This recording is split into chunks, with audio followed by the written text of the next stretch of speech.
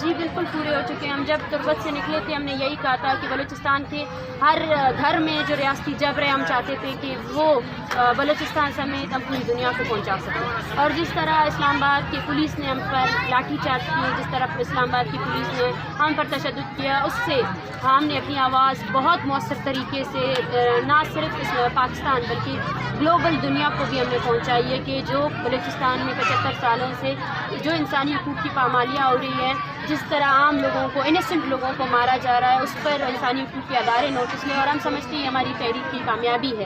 ہم یہی چاہتے تھے، ہمارا سنگل ایجنڈا بھی یہی تھا اور دوسرا ایجنڈا یہی تھا. ہم چاہتے ہیں کہ ریاست اور اس کے ادارے، اس کے قانون نافذ کرنے والے ادارے بلوچستان میں ہونے والے انسانی حقوق کی پامالیوں کو ختم کریں، بنیادی طور پر ختم کریں. لیکن ختم کرنے کے بجائے وہ اب تک ان کو کنسیڈر بھی نہیں کر رہے ہیں. لیکن پھر بھی ہم